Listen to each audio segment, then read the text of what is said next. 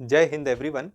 तो इस लेक्चर में बच्चों हम लोग इससे पहले के पार्ट 1 लेक्चर में हम लोग बात कर चुके हैं कि स्प्लाइसिंग क्या होता है, कैसे एंट्रॉन को क्लीव करके निकाल दिया जाता है, एक्सॉन्स को जॉइंट कर दिया जाता है और हम लोगों ने इसको बहुत अच्छे से पढ़ा।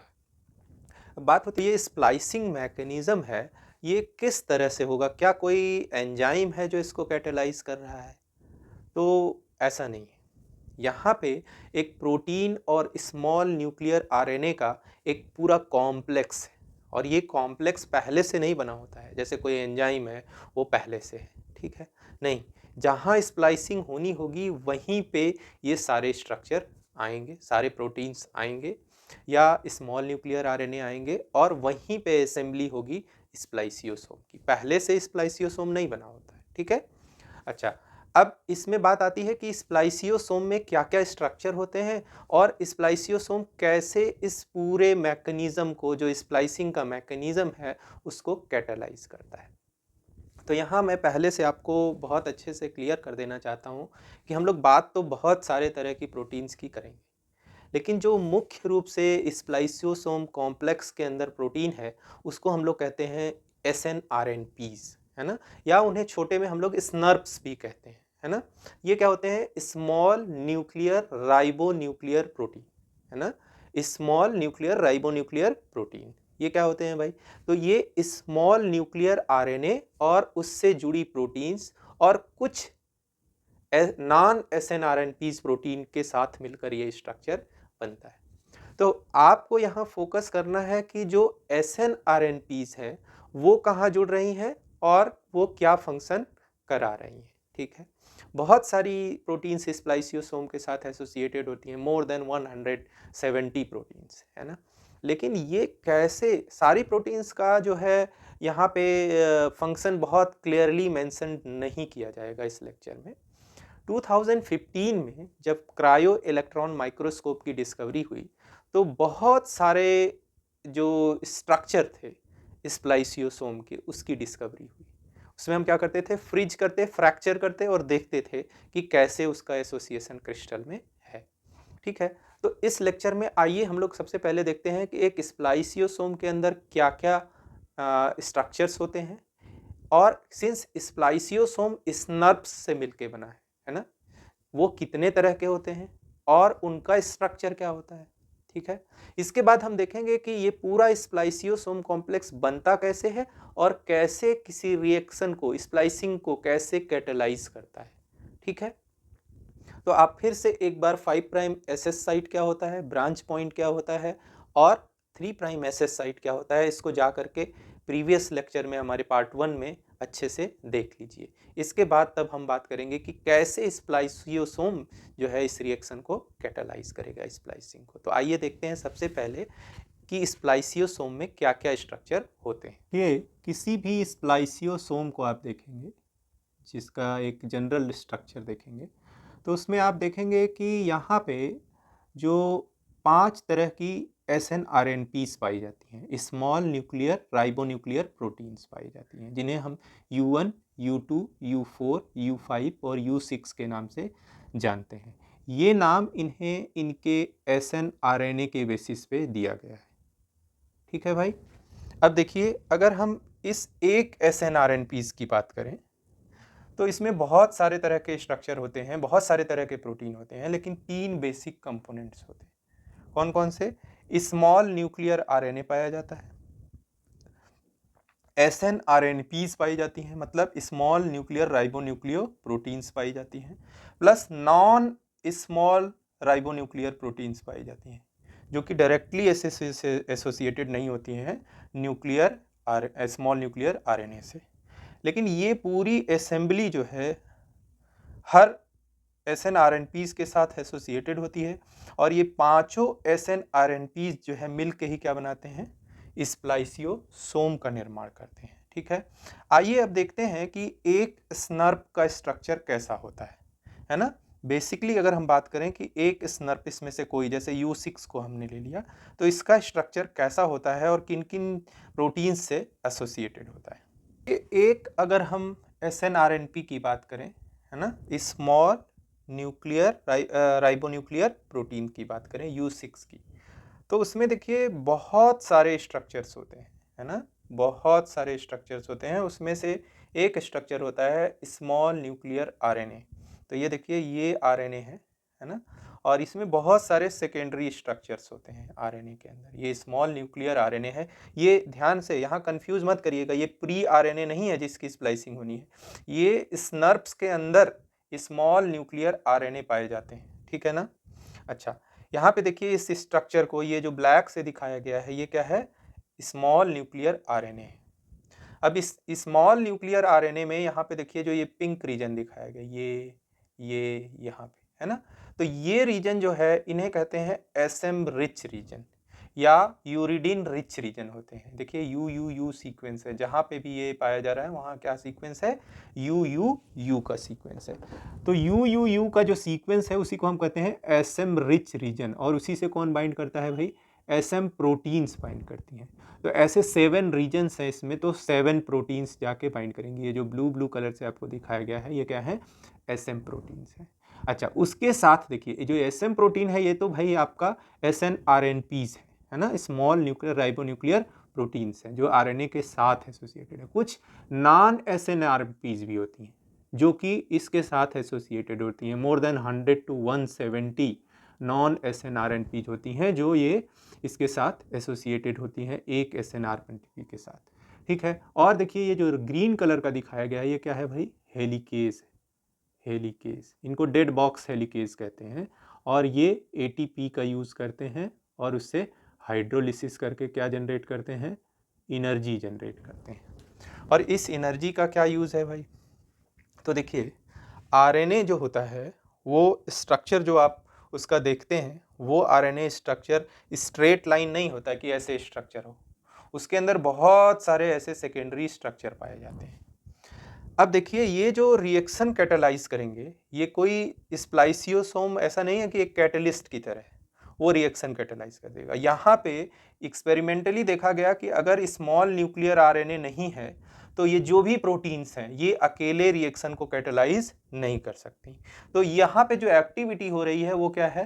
राइबोजाइम एक्टिविटी है, आरएनए डिपेंडेंट एक्टिविटी है। क्यों भाई? प्रोटीन्स का होना भी जरूरी है, जो एसएम प्रोटीन्स हैं उनका होना भी जरूरी है। तो बेसिकली ये जो रिएक्शन होता है ये कैटालाइज होता है एक तरह का राइबोजाइम है।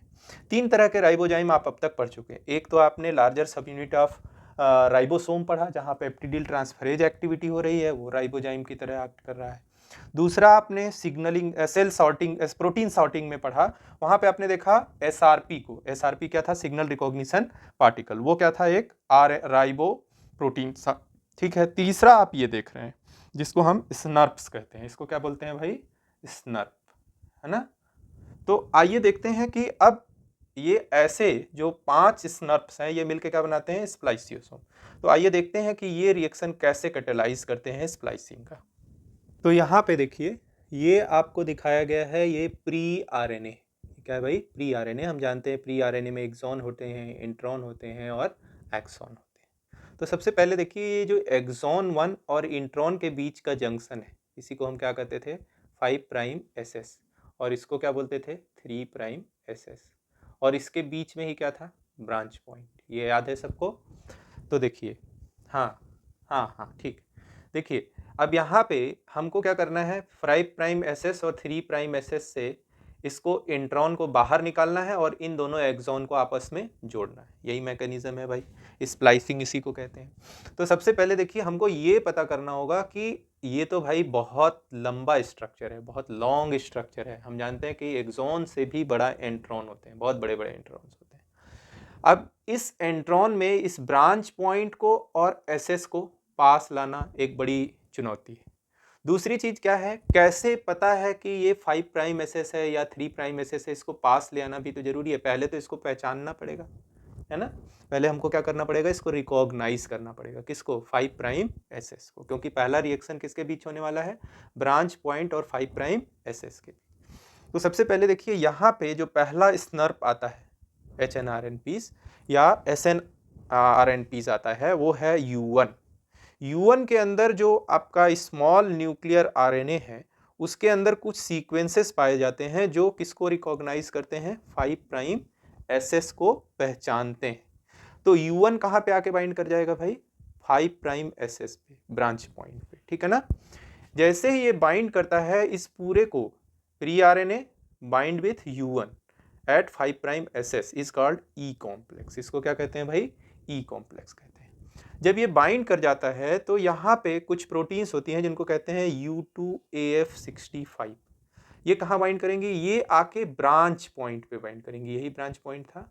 और हम लोग जानते हैं ब्रांच पॉइंट में adenine is very important and here 2 prime hydroxyl group is another important structure, ठीक है।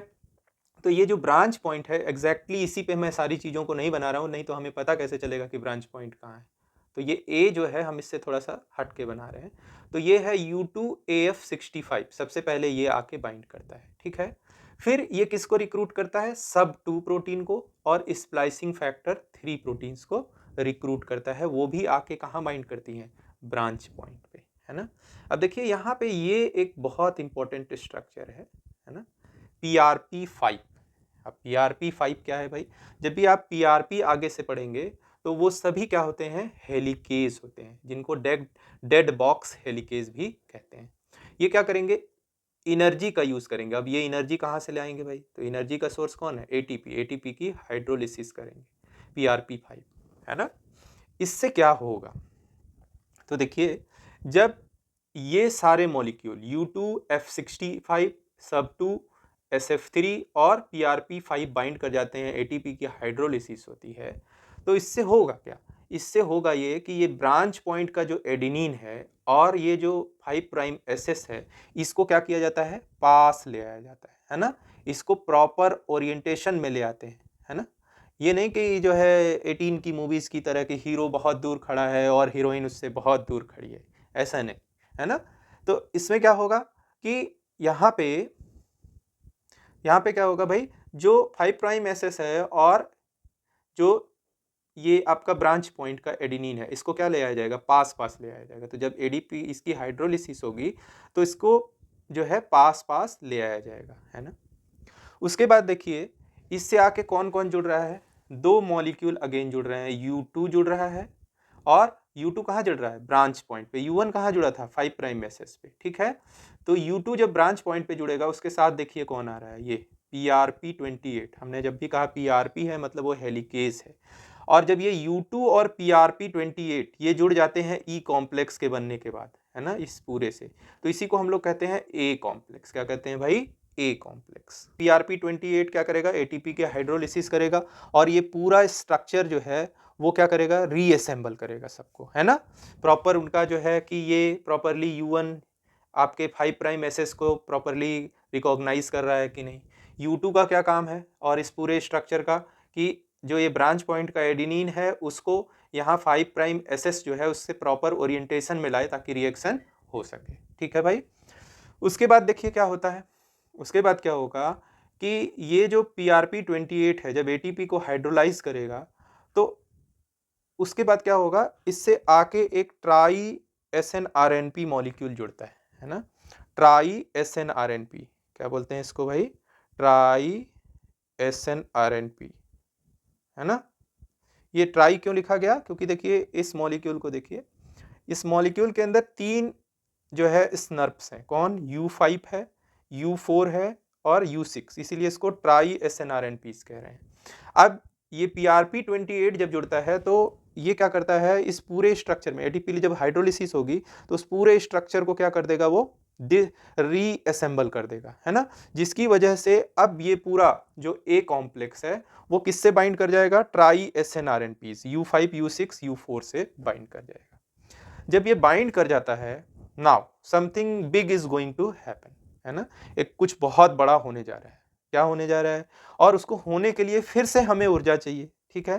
तो इसका जो स्ट्रक्चर चेंज हुआ PRP28 की वजह से, अब उससे आके एक सबसे बड़ा हेलिकेज बाइंड हुआ, क्योंकि भाई सब बड़ा होने जा रहा है तो इसलिए यहाँ पे सबसे बड़ा हेलिकेज PRP8 आके बाइंड किया। कौन बाइंड किया, PRP8, और इसने एटीपी की हाइड्रोलिसिस करी, है ना। अब जब ये इससे बाइंड हो गया PRP8 तो इसने क्या किया, फिर से इस पूरे स्ट्रक्चर को रीअसेंबल किया, है ना। अब यहाँ देखिए पूरी कवायद है कि किस तरह से ये जो 5 प्राइम एसएस है और ब्रांच पॉइंट है इसको क्लोज प्रॉक्सिमिटी में लाया जाए, उसके साथ-साथ 3 प्राइम एसएस को लाया जाए, ठीक है ना? यही उसकी कवायद है। अब यहाँ जो ये U5 होता है, ये क्या करता है? इस आपने पढ़ा है यहाँ ब्रांच पॉइंट और 3 प्राइम एसएस के बीच में स्ट्रक्चर होता है, पिरिमिडीन बॉक्स पाए जाते हैं। उससे ये इंटरैक्ट करता है और 3 प्राइम एसएस को भी क्लोज प्रॉक्सिमिटी में ले आएगा। इससे फॉर्मेशन होता है प्री कैटालिटिक स्प्लाइसियोसोम का। किसका फॉर्मेशन हो भाई? इसी को कॉम्प्लेक्स बी भी कहते हैं। जब ये ट्राई एसएनआरएनपी ज्वाइंट किए तो जो कॉम्प्लेक्स बना उसी को कॉम्प्लेक्स बी या प्री कैटालिटिक स्प्लाइसियोसोम कहते हैं। देखिए ये जो प्री कैटालिटिक स्प्लाइसियोसोम बना उसके साथ दो और प्रोटीन आके बाइंड करती हैं, BRR2 और SNU114, ठीक है। ये प्रोटीन जैसे ही बाइंड करती हैं तो यहाँ क्या होगा, इसमें से U4 और U1 ये निकल के बाहर आ जाएगा, ठीक है ना। मतलब बी कॉम्प्लेक्स को क्या किया जा रहा है, एक्टिवेट किया जा रहा है ना। एक्टिवेट कैसे किया जाएगा, पहले इससे कौन आके बाइंड करेगा, BRR22 SNU114। जैसे ही ये बाइंड करेगा U4 और U1 इसको छोड़ के बाहर हो जाएंगे। अब ये इस कॉम्प्लेक्स में आपको U4 और U1 दिखाई नहीं देंगे क्योंकि उनका पर्पस सॉल्व हो चुका है भाई। U1 का काम था रिकॉग्निशन और U4 का काम था कि इस ट्राई SNRNPs को प्रॉपरली यहाँ पे ओरिएंट करना U5 और U6 को, ठीक है।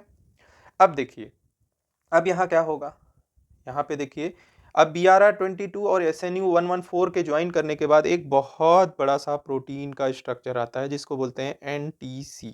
देखिए जैसे ही NTC बाइंड किया वैसे ही क्या हुआ, इस पूरे कॉम्प्लेक्स बी का एक्टिवेशन हो गया। इसी को एक्टिवेटेड स्प्लाइसियोसोम कहते हैं। Now this B complex or spliceosome is active. जब ये एक्टिव होगा तो इसका कैटालिसिस स्टार्ट करेगा। कैटालिसिस में क्या क्या प्रोसेस होगा भाई, एक तो इंट्रॉन का क्लीवेज होगा, है ना, और लैरिएट का फॉर्मेशन होगा, प्लस दोनों एक्सॉन्स को क्या कर दिया जाएगा, आपस में जोड़ दिया जाएगा। तो ये प्रोसेस कैटालिसिस कैसे स्टार्ट होगी, जब इससे एक दूसरा हेलिकेज जुड़ेगा जिसका नाम है PRP2।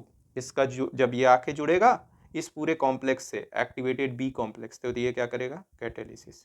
लेकिन इसके साथ दो और प्रोटीन आके बाइंड करती हैं जिन्हें कहते हैं CWC25 और YJU, ठीक है।